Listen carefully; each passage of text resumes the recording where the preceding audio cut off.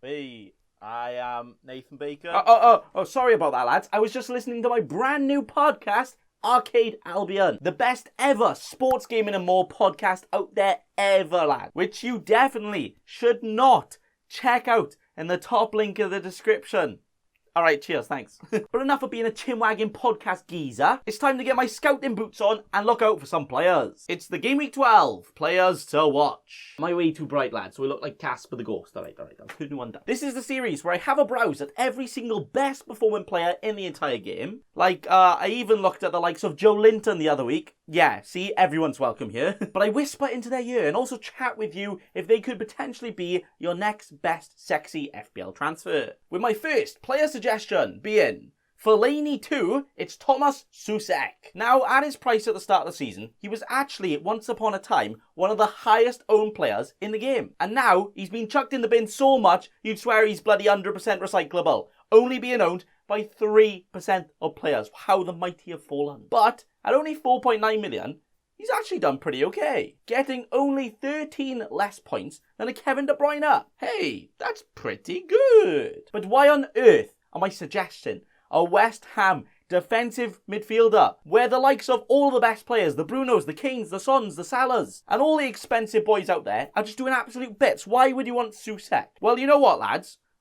That's the exact reason why I'm suggesting big boy SOUCEK. Is it SOUCEK or SOUCEK? I need to check that one out, okay? Because if you want to be having all of these big, expensive premium players, like if you want at least 3, maybe even 4 or 5, I don't even know if that's possible, but if you want quite a lot of them, you're gonna have to have some cheap budget boys around your squad, you know, to like actually afford it. We can't do a Man City, we can't break the bank and get away with it, right? So maybe SOUCEK at less than 5 million with actually pretty good run of fixtures, but more importantly, I think is probably guaranteed to play every single minute, even possibly during this busy Christmas schedule. It could actually make him one of the best cheap boy enablers for the next few weeks. Which is why he is actually my top suggestion for the week to get in if you fancy, or maybe just have a look out for Game Week 12, innit? In before he goes and blanks like 8 game weeks in a row.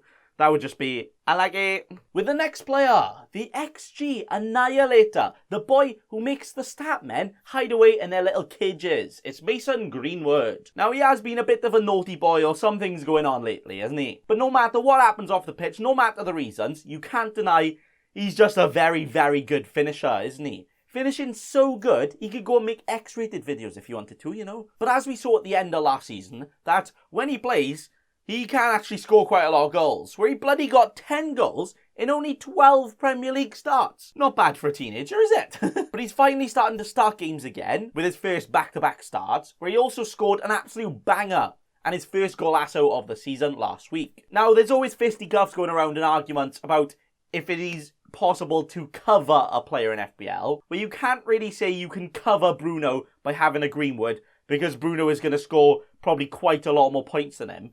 But what you can say is that they can cover the fixtures. Yeah, I think that's what people mean. Where Man United's fixtures just aren't quite as good as the likes of like Man City's and Liverpool's, but also they're not the worst. So you don't really want to miss out on them, but it's not like your top boy priority. Where recently, Greenwood has actually been playing in a front 2 as well, where they've been switching around with a bit of a diamond and all that. So if anything, sometimes he's even more likely to score than normal. So maybe if Greenwood gets a good run of fixtures, you know, he plays the next 5 or 10 games, and he keeps on playing and has no sleepovers with bloody Phil Foden to mess it all up, you know, he could actually be a pretty good choice over a Bruno. And I don't mean that Bruno's not a good choice. I mean that you probably might want like a Salah, a De Bruyne, a Son, or a Kane. And obviously we can't have them all. So maybe a Greenwood could potentially cover Bruno. Maybe. Because with that, we're just not sure. We might not even start the next game. Because, you know, they do have the likes of Martial, Cavani, and even the big Don Igalo there. You know, he's just better than them all combined, isn't he? So he might play as well. But what I'm trying to say is maybe he's someone we just need to watch, making him a player to watch on the watch list. Whoa, it's like I set it up to say that. What?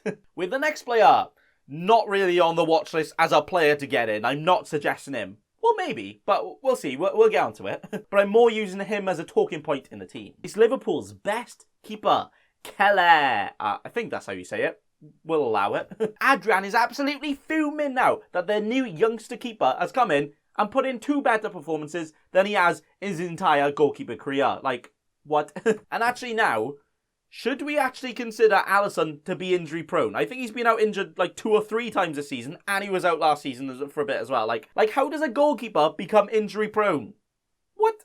But saying that, Alisson could actually be back, so this guy, you know, our new little Irish friend, could never play for Liverpool ever again. You just don't know. But what I do want to say and what I want to talk about is just the Liverpool boysies, especially in their defence. Where even though they've had all of the injuries, where, you know, we've had the death of Van Dijk, Trent has been out, Robertson not being fully fit sometimes, you know, a bit of a doubt. Neco Williams, Milner, Fabinho all filling in, you know, not their normal team. And they've still managed to do pretty well. Not conceding that many games in many goals at all. And actually keeping 2 clean sheets in their last 3 league games as well. Which were also against Leicester and Wolves.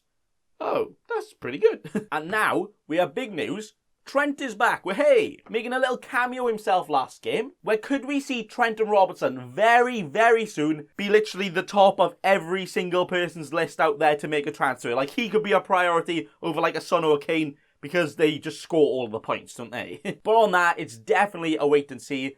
But I very, very much predict that pretty much almost everyone wants at least one of them in again very, very soon. So make sure you think about that in the future, lads. Like if you manage to fit in all the premium boys and then you've only got like a 4 million defender as your most expensive, then it might be quite hard for you to get a Trent and Robertson in. So remember, just think about that as they are back. They are ready to go very soon. And you know what? They'll probably still end up being the top scoring defenders, even though Trent is literally nowhere near, and watch him still finish first. With the next player to watch for Game Week 12. And you know what? Not just for Game Week 12. I say Game Week 12. Not just this Game Week. Maybe for all the entire season, alright? You do what you want. But it's Christian Pulisic. Now, are you going to be watching Captain America for his football skills, or are you going to be watching him for his new sexy beard? Well, I know what one I'm choosing. But Pulisic is finally back after being out and then being back and then being out and then being back and then actually being out. But now he's back. Hey! And maybe he can finally start playing again. Maybe.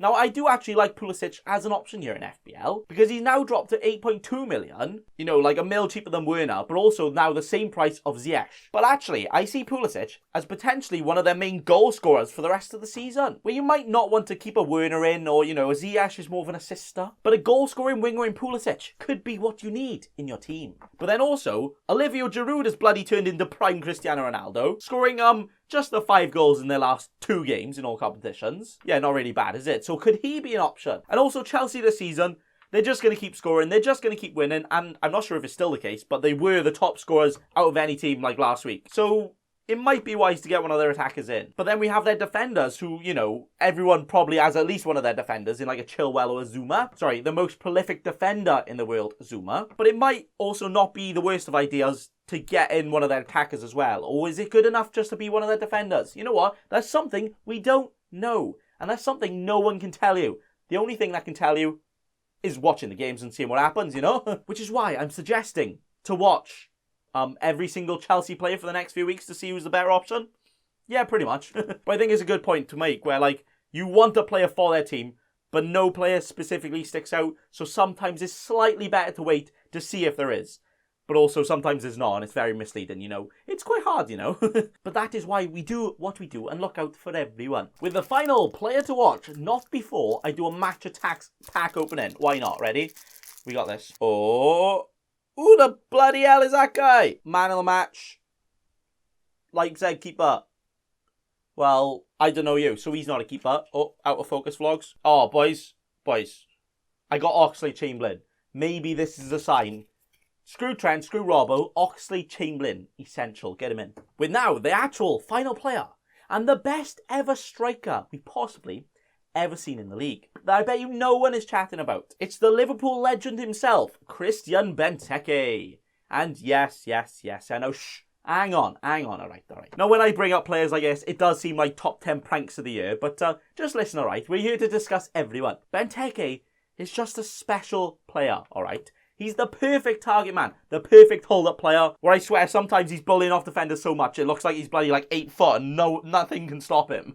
Which is, you know what? Exactly what Palace might need now. Where now they have the pacey wingers of the Zaha and Eze, and also Townsend and Sloop and all the other boys chilling around. Where the thing Benteke usually struggles with is just being in the right position to score. And also scoring. Yeah, he actually struggles quite a lot with that as well. But could we actually finally see him have a pretty good Premier League season again? Probably not, but maybe. Well, last week, he scored 2 goals in the game for probably like the first time in 10 years. But yeah, he was against West Brom, so no big surprises. And also, yeah, they do have Ayew and Batshuayi, so he's not even guaranteed to play, and they have terrible fixtures. Yeah, he's just not a good pick, is he? But, you know what? The fact that they have terrible fixtures right now could actually be a good sign. Because if in the next 4 or 5 weeks he keeps on playing and does decently enough that you think he's guaranteed to play when they have good runs of fixtures again, then he could actually be a very good option with, you know, the likes of Zaha and Eze assisting him. Like, you know, potentially on their day, some of the best wingers in the league to assist a target man. Like, that's just a recipe.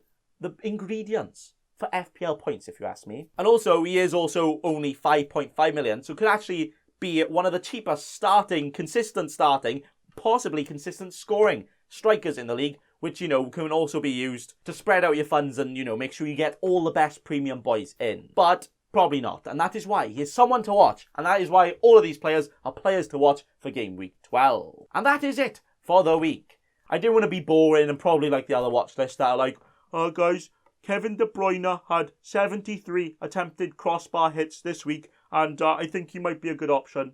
Or, yeah, Bruno Fernandes only played 45 minutes, but actually he created 19 chances that Martial missed them all. So if Martial could score, Bruno would be good. But no, you all know the good players. You know, good players are good. And I feel like those ones you could probably know without even watching football. But right now, it looks like you kind of just want to try and get them all in, which is why we need to look in some other areas to build a balanced team to make sure we have points everywhere. Because, you know, imagine if you do have like a Kane, a Son, a Salah, a De Bruyne, and a Bruno, and they all coincidentally blank in 1 week, and you got bloody Mitchell, Anguissa, and Brewster to make up for it. Yeah, that's not going to work, is it? We're all about balance, and we're all about getting the most points we possibly can. And also, very, very honourable mention to our boy, our daddy, Danny Ings, who's finally back and actually scored and got all the bonus in just a half. He could be one to watch out for, but maybe that's a next week job, right? But that is all. Thanks for watching, and remember... Don't be a cheeky scrub. Subscribe to Nathan Bacon right now.